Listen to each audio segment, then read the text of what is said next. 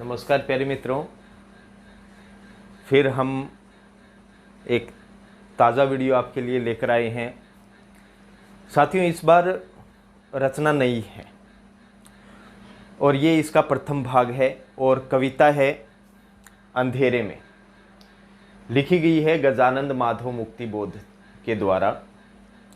साथियों, एक ये लंबी कविता है, इसकी पूरी जानकारी मैं आपको दे दूंगा। तो स्वागत है आपका आपके अपने YouTube चैनल श्री राम अध्ययन मंत्रा में। मैं अनुराग छिंपा। साथियों, कुछ मित्रों का कमेंट आया था कि अंधेरे में कविता भी करवाई जाए, तो उसी की बदौलत आपका सहयोग और आपका मोटिवेशन मुझे मोटिवेट करता है। यही होना चाहिए। तो साथियों, गजानंद माधव मुक्तिबोध की बात करें तो सबसे पहली बात तो ये प्रयोगवाद के कवि हैं, तार सप्तक के कवि हैं, जो अज्ञेय द्वारा 1943 में प्रतिपादित किया गया। तार का अर्थ होता है पत्र या पत्रिका और सप्तक का अर्थ होता है 7, अर्थात वो पत्रिका जिसमें 7 लेखकों या कवियों की क्या रहें, रचनाएं रहें। तो गजानंद माधव मुक्तिबोध के बारे में कुछ जान लेते हैं। देखो मित्रों, इनका जो जन्म है वो हुआ 13 नवंबर 1917। कहाँ? श्योपुर। श्योपुर कहाँ है? ग्वालियर।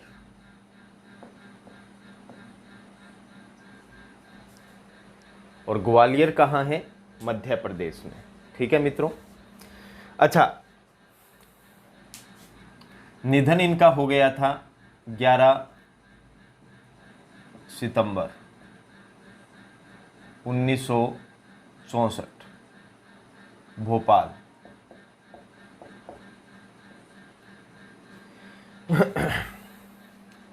मैंने आपको बताया कि ये रहे हैं प्रयोगवाद के।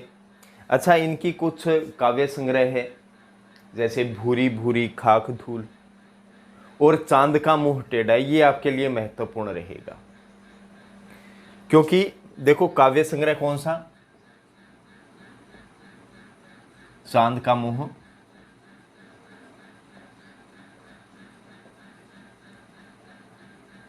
टेढ़ा है। ये इनका एक काव्य संग्रह है जिसमें कुल 28 कविताएं हैं।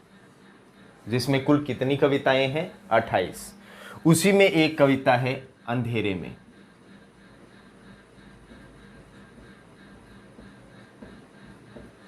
कौन सी है? अंधेरे में। देखो मित्रों, अगर बात करें अंधेरे में की, तो ये मूल नाम नहीं है इसका। इसका पहले नाम था आशंका के द्वीप।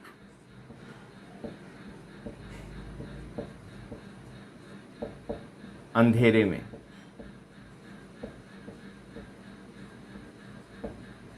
आशंका के द्वीप, अंधेरे में, ये इसका मूल नाम था। और उसके पश्चात मुक्तिबोध के द्वारा ही इस कविता का नाम रख दिया गया अंधेरे में। इस कविता को एक आशंकित कविता भी कहा जाता है, स्वप्नमयी कविता भी कहा जाता है, क्योंकि इसमें मुक्तिबोध ने भरपूर फैंटेंसी का प्रयोग किया है। फैंटेंसी भी आपको बता देंगे। तो यहाँ तक तो आप समझ गए होंगे। अच्छा, अब इसका रचना काल रहा मित्रों 1957 से 62। ये इसका रचना काल रहा। अंतिम संशोधन की बात करें, अंतिम संशोधन वो भी 1962 में हुआ, अंतिम संशोधन। और फिर अगर प्रकाशन की बात करें तो इसका प्रकाशन हुआ नवंबर 1964। ये महत्वपूर्ण है, ये सभी सूचनाएं आपके लिए महत्वपूर्ण है। तो मूल नाम इसका है आशंका के द्वीप, अंधेरे में, रचना काल 1957 से 62 रहा। अंतिम संशोधन 1962 में, और इसका प्रकाशन वर्ष रहा नवंबर 1964। अच्छा, कोई पत्रिका पूछ ले तो आपको बता देनी है कल्पना पत्रिका। कौन सी पत्रिका में? कल्पना पत्रिका में इसका क्या हुआ था? प्रकाशन हुआ था। ठीक है साथियों, ये याद रख लेना आप। अच्छा, कुछ एक बातें हैं।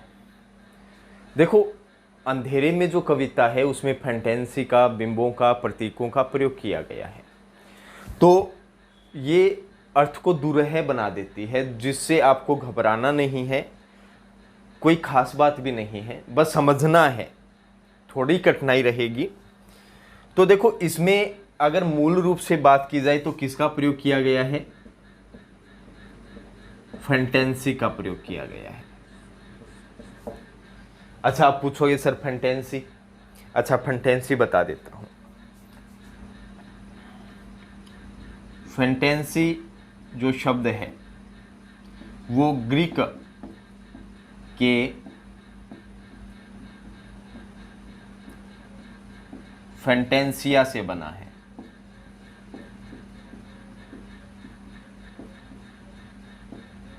फैंटेसिया से बना है, यहां तक। जिसका अर्थ क्या होता है यहां बता देता हूं। अर्थ क्या होता है, अर्थात कह लो या अर्थ कह लो, अर्थ होता है इसका अमूर्त को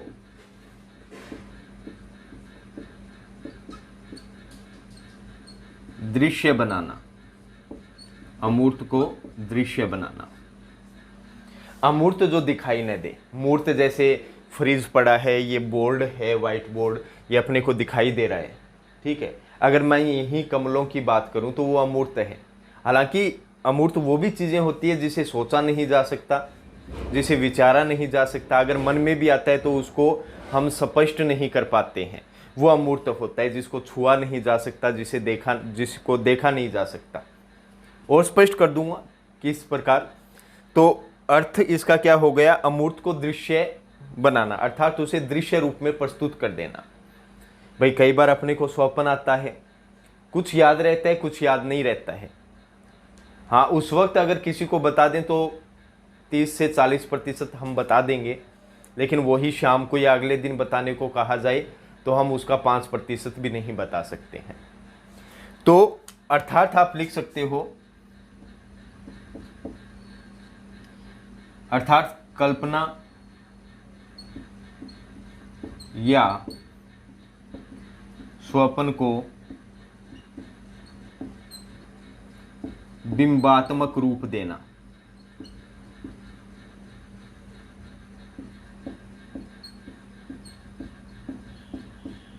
अब आया समझ में? आपकी कोई भी कल्पना है, जल्दी से कल्पना या स्वप्न के लिए शब्द नहीं मिलते हैं, उस भाव के लिए हमारे पास विचार तो होते हैं, लेकिन उसे किसी पाठक के सामने, श्रोता के सामने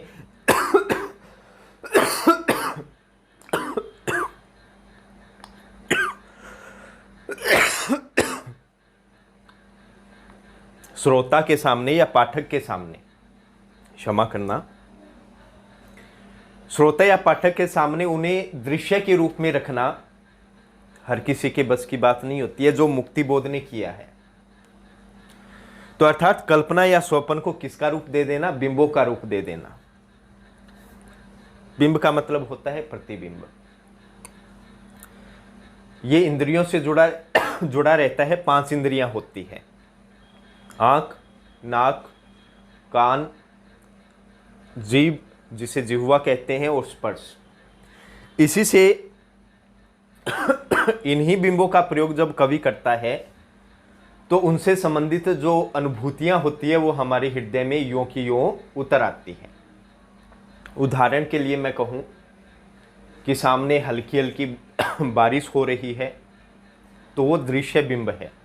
मैं कह दूं कि मैं जंगल से जा रहा था तो अचानक क्या हुआ, अचानक गुलाब के फूलों की खुशबू आई, वो हो गया घ्राण बिंब। क्योंकि नाक से ही क्या किया जाता है? सूंघने का कार्य किया जाता है। देखो, जंगल हमारे सामने उपस्थित नहीं है, ना ही गुलाब के फूल। तो बिंब का मतलब वास्तविक वस्तु तो नहीं, लेकिन उसकी छाया मात्र जो हमको समझा दे, जिसे हम इमेजिनेशन कर लें, तो वो ही होता है। यहां तक आप समझ गए होंगे। तो फंटेंसी का प्रयोग किया है आशंका के दीप अंधेरे में, जैसा कि नाम से ही आपको पता चल रहा है, द्वीप तो है लेकिन किसके। यहां कवि को सदैव एक आशंका रहती है, उनके मन में एक भाव, एक विचार चलता है जिसके प्रति सदैव कवि के मन में एक आशंका रहती है, और आशंका के द्वीप बड़े बड़े बन जाते हैं जो उसको घेरे रहते हैं। जैसे जल एक द्वीप को घेरे रहता है, उसी प्रकार कुछ भाव, कुछ विचार जो उसकी आशंका को क्या करते रहते हैं, घेरे रहते हैं। किसके अंदर? अंधेरे में। कुछ दिखाई भी नहीं देता है, अर्थात कुछ स्पष्ट भी नहीं हो पाता है। दिखता तो है लेकिन उसे स्पष्ट करना बड़ा मुश्किल हो जाता है, बड़ा भारी हो जाता है। हाँ, एक चीज और याद रखना, ये जो कविता हम पढ़ रहे हैं तो ये भाग नंबर है 1, याद रखना, भाग संख्या है 1। ये जो कविता है ये 8 भागों में है। कितने भागों में? 8 भागों में। ये कविता कितने भागों में है? 8 भागों में। और तो सब समझ में आ गया होगा। हाँ, सबसे महत्वपूर्ण बात मित्रों जो आपसे पूछी जा सकती है, हो सकता है लेकिन कहीं ना कहीं आपको पता है देश काल, वातावरण आदि का बहुत फर्क पड़ जाता है जब हम किसी चीज को समझते हैं। अच्छा, यूं समझ लीजिए कि गजानंद माधव मुक्ति बोध थे, वो शुक्रवारी के पास तिलक की मूर्ति, तिलक की मूर्ति के पास वाली गली में रहते थे, के पास वाली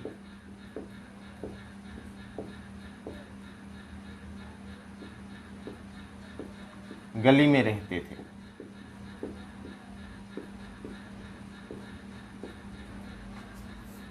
ये याद रख लेना। और ये शुक्रवारी कहाँ है? नागपुर।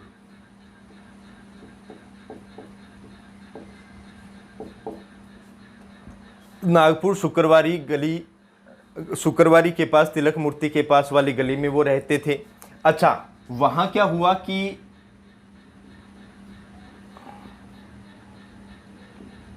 संप्रेश, ये जगह का नाम है संप्रेश।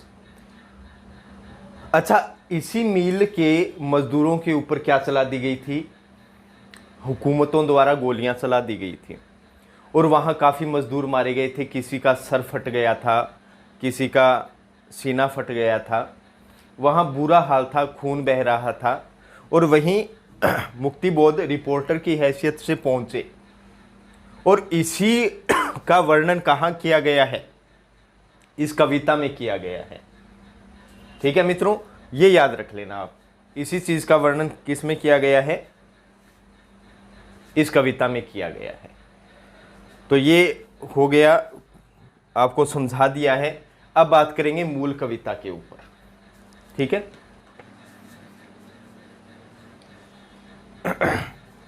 तो इस कविता का भाग 1 है ये, और भाग 1 का डिवाइड कर दिया गया है पद संख्या 1।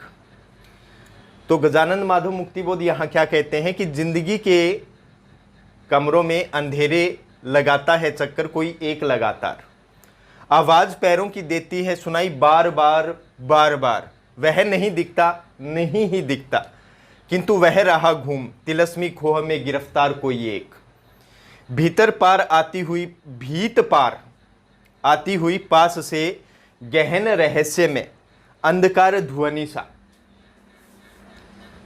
अस्तित्व जनाता अनिवार्य कोई एक, और मेरे हृदय की धक धक पूछती है वह कौन, सुनाई जो देता है पर नहीं देता है दिखाई। तो ये है संख्या 1, और पहले इसका मैं अर्थ बता देता हूँ 3-4 शब्दों का, जो शायद आपको समझने में बढ़िया रहेगा। देखो तिलस्मी खो, इसका अर्थ क्या होता है? रहस्यमयी गुफा। ठीक है। अब देखो गहन रहस्य में अंधकार ध्वनि सा, तो यहां उपमा अलंकार कर लेना, उपमा अलंकार।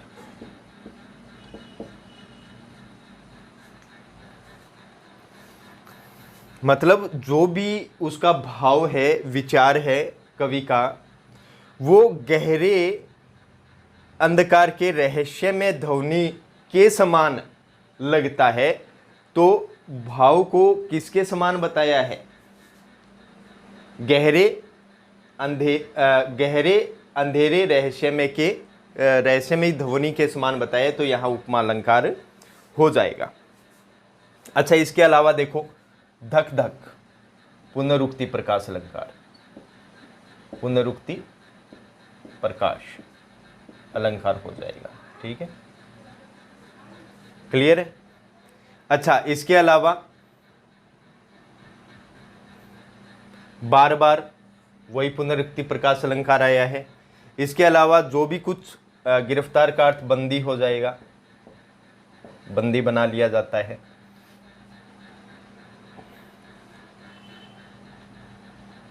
अनिवार्य का मतलब होता है अनिवार्य।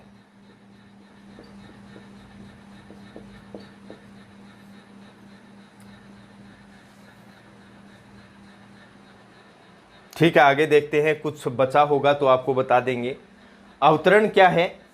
अवतरण ये है कि कवि है, उसके हृदय में एक आशंका है, एक रूप भाव है, वो हृदय में तो आता है, हृदय में आता है। देखो जिस प्रकार दीवार के पार किसी आने की सूचक पद साप तो सुनाई देती है, लेकिन ये पता नहीं होता कि कौन आ रहा है, क्या है वहां।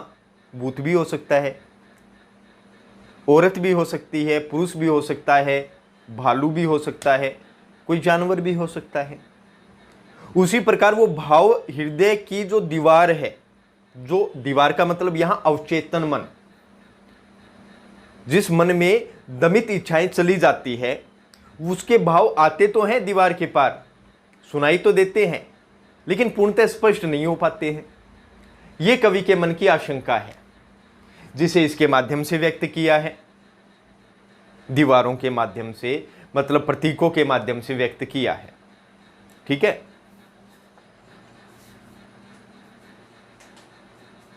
ठीक है, आगे देखते हैं।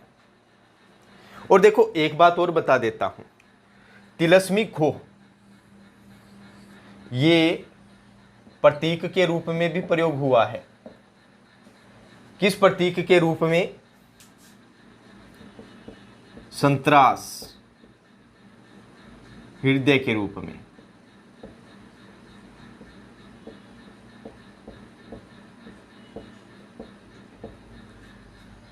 मतलब समान रूप से कष्ट भोगने वाला या दुखी रहने वाले हृदय के रूप में किया गया है किसका? तिलस्मी खो का प्रयोग। यह प्रतीक है, याद रख लेना, प्रतीकों का भी इसमें प्रयोग किया गया है। प्रतीक पूछा जा सकता है मित्रों, इसलिए बता रहा हूं। अच्छा, अब देखते हैं इसको। अब ध्यान से सुन लेना, यह थोड़ा कठिन रहेगा। कवि यहां कह रहा है कि जिंदगी के अंधेरे बंद कमरों में, जिंदगी के अंधेरे बंद कमरों में। अब देखो यहां मैं आपको एक और बात बता देता हूं, रूपक अलंकार आया है किसमें? जिंदगी के कमरों में।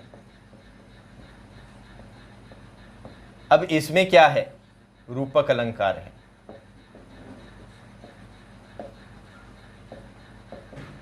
कैसे? क्योंकि जिंदगी को रूप किसका दिया गया है? कमरों का रूप दिया गया है, जिंदगी रूपी कमरे। तो यहां रूपक अलंकार आप कर सकते हैं। अच्छा, अब व्याख्या पे वापस चलते हैं कि जिंदगी के अंधेरे बंद कमरों में, अर्थात मेरी जिंदगी रूपी जो कमरे हैं उसी के अंधेरे में, अर्थात अंतर मन की गहराई में एक आशंका, या एक भाव रूप सहसा प्रकट होने वाला है, अर्थात बाहर आने वाला है, जो क्या करता है, लगातार क्या करता रहता है, मेरे हृदय में चक्कर लगाता रहता है। अर्थात कवि क्या कहना चाहते हैं कि जिंदगी के अंधेरे बंद कमरों में, अर्थात मेरा जो हृदय है उसी के अंधकार में एक अंतर्मन के अंदर, गहराई के अंदर एक आशंका है, एक भाव रूप है जो सहसा क्या हो जाना चाहता है, बाहर प्रकट हो जाना चाहता है। और वो इसके लिए क्या करता है, वो लगातार मेरे हृदय में चक्कर लगाता रहता है ताकि वो स्पष्ट हो पाए, लेकिन वो स्पष्ट नहीं हो पाता है। देखो, आवाज पैरों की देती है सुनाई, बार बार बार बार। देखो, अलक्षित ध्वनि, अलक्षित पैरों की अलक्षित ध्वनि क्या करती है, मुझे सुनाई देती है।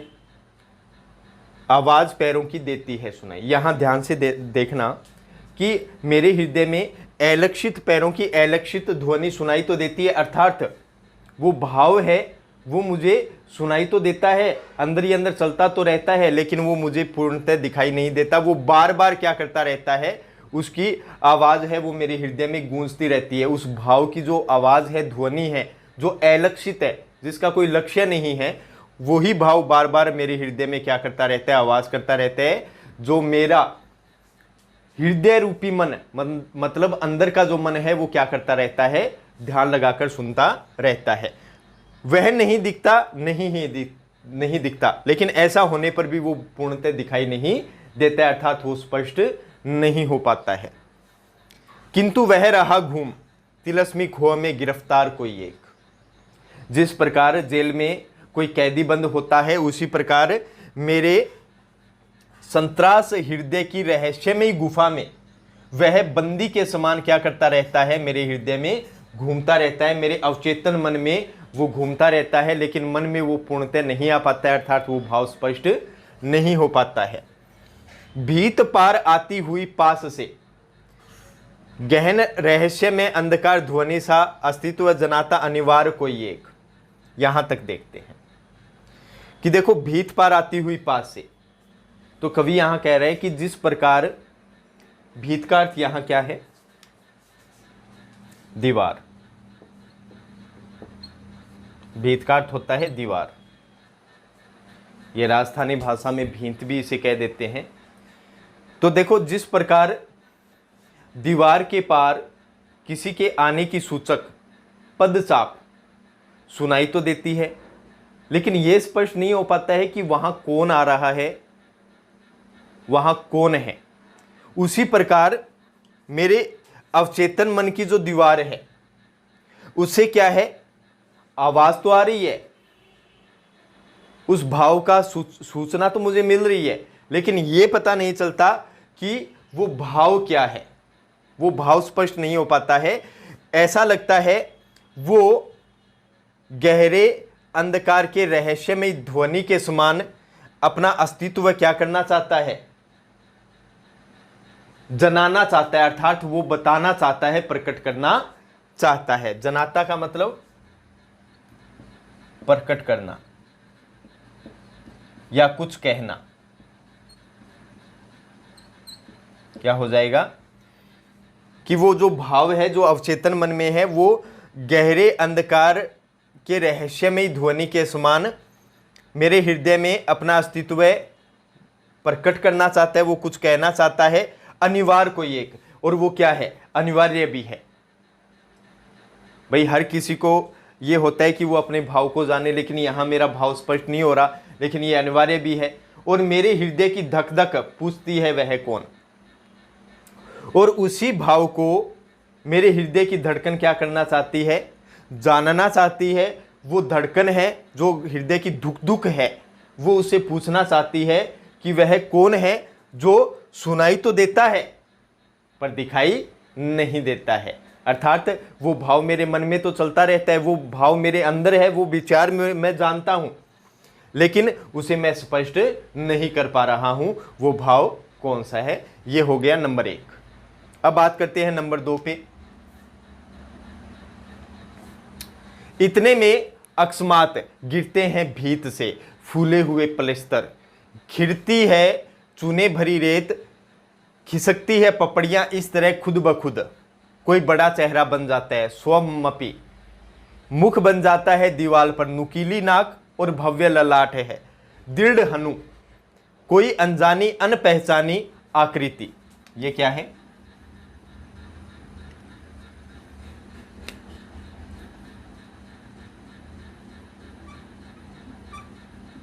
आकृति।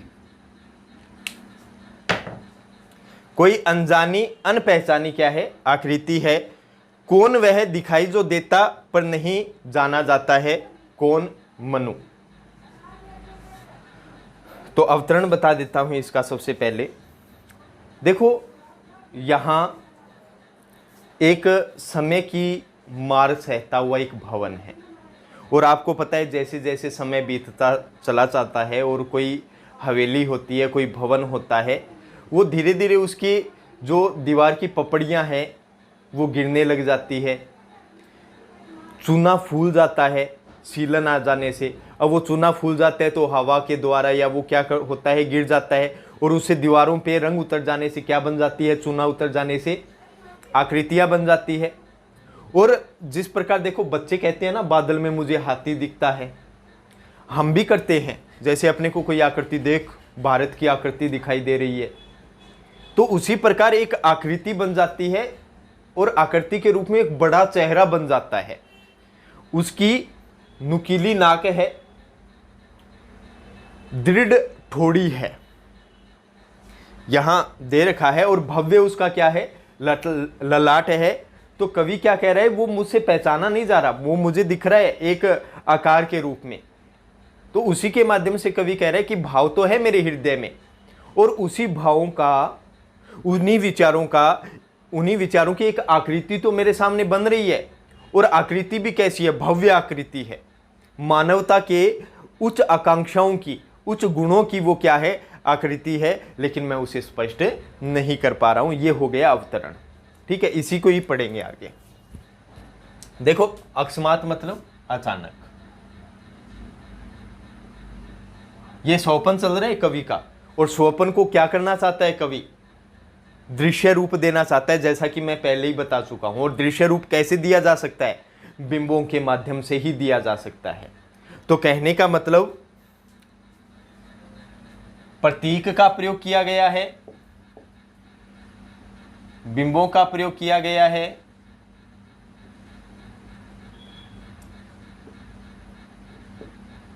बिंब का प्रयोग किया गया है, और फैंटेंसी का प्रयोग किया गया है। अब इन तीनों के माध्यम से ही ये पूर्ण कविता चलेगी। स्वप्नों को विचार, जो विचार है, स्वप्न है, उनको शब्दों का रूप यहां कवि दे रहे हैं। अच्छा, फूले हुए प्लास्टर, इसका अर्थ क्या हो जाएगा, प्लास्टर। फूले हुए का अर्थ फूले हुई हो जाएगा। खिरती, खिरती का अर्थ होता है झड़ती हुई, झरना। खुद ब खुद, स्वयं हो जाएगा। कोई बड़ा चेहरा, स्वयंपी मतलब स्वयं ही। नुकीली नाक, भव्य ललाट, ललाट का अर्थ बोर्ड, माथा। दृढ़ हनु, हनु का अर्थ होता है ठोड़ी, क्या होता है, ठोड़ी। कोई अनजानी अनपहचानी, इसमें देखो ये ध्वनि सामने आया है, अनजानी अनपहचानी, ध्वनि साम्य।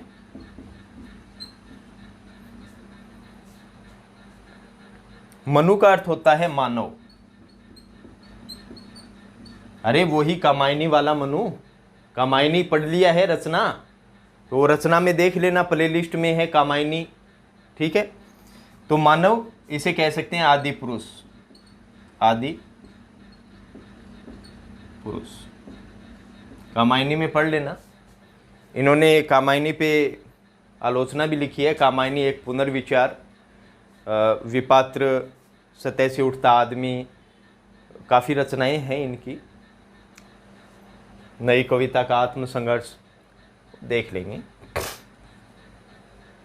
ठीक है, अब पूरे का बता देता हूं मैं।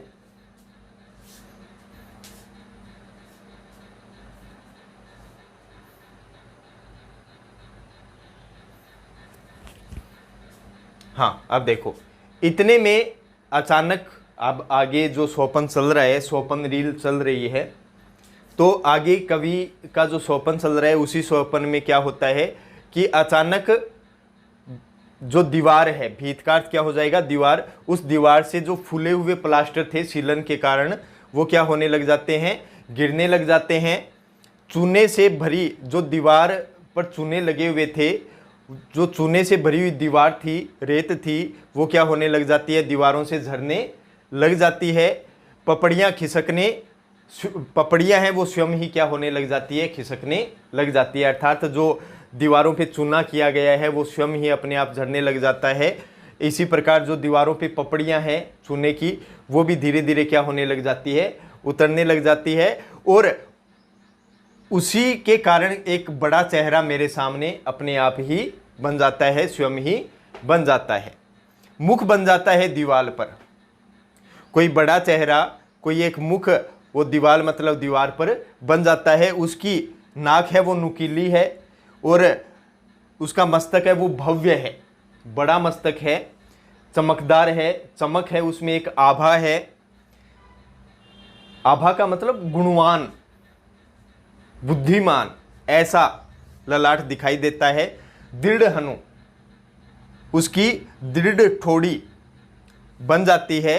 कोई अनजानी अनपहचानी आकृति, ऐसा लगता है कि वो कोई आकृति क्या है, अनजानी है, उसे पहचाना नहीं जा सकता है। कौन वह दिखाई जो देता है पर नहीं जाना जा सकता। हाँ, वो आकृति है, वो दिखाई तो मेरे को दे रही है सामने दीवार पे, लेकिन उसे पहचान नहीं पा रहा हूं मैं। कौन मनु, कहीं वो मनु तो नहीं है, कहीं वो आदि पुरुष तो नहीं है जो क्या है, मानवता का, उच्च गुणवत्ता का प्रतीक, ठीक है ना, कहीं वो तो नहीं है। अब देखिए अर्थात कवि के जो भाव हैं, कवि की कुंठा है। देखो जिस प्रकार दीवार खराब कब हो जाती है, जब उसका प्लास्टर गिर जाता है, उसका जो चूना किया रहता है दीवार पे वो गिरने लग जाता है, पपड़ियाँ गिरने लग जाती है। उसी प्रकार कवि के मन में भय, कुंठा और जो विचार हैं, भाव हैं, वो क्या है, धीरे धीरे सामने आने लग जाते हैं और उसके हृदय रूपी दीवार पे एक आकृति बन जाती है। और उस आकृति अर्थात जो स्वप्न जो चल रहा है कवि का, उस स्वप्न में एक बड़ा चेहरा बन जाता है, एक हृदय के अंदर एक भावों का, एक विचारों की, एक मुख की आकृति बन जाती है। उस आकृति का नाक क्या है, नुकीला है, ललाट क्या है, भव्य है, और उसकी ठोड़ी क्या है, दृढ़ है। मतलब जो भाव हैं, विचार हैं, वो स्पष्ट हैं, दृढ़ हैं, और वो बुद्धिमानी का प्रतीक है। उसमें एक आभा, एक चमक है, वो किसी का भला करना चाहते हैं, वो मनुष्यता को कुछ समझाना चाहते हैं। ऐसे भावों की आकृति क्या हो गई, मेरे हृदय में बन गई। हाँ, वो जो भाव हैं, वो जो आकृति है भावों से बनी हुई, वो क्या है, मेरे लिए अनजानी है, उसे मैं पहचान नहीं पा रहा हूं। हाँ, वो मुझे दिखाई तो दे रही है, वो स्पष्ट है मेरे हृदय के अंदर, लेकिन वो उसे मैं अभी तक जान नहीं पाया हूं। उन भावों को, उन विचारों को, वो किसके लिए है, मेरी कुंठा है, वो किसके लिए है, उसे मैं अभी तक जान नहीं पाया हूं, समझ नहीं पाया हूं। कौन मनु, कहीं वो मनु तो नहीं है, कहीं मेरे हृदय में मनु के विचार तो नहीं आ रहे, मनु जैसे भाव तो नहीं आ रहे, कहीं मैं मानवता के उच्च गुणवत्ता का प्रतीक मनु तो मेरे हृदय में नहीं आ बैठा है।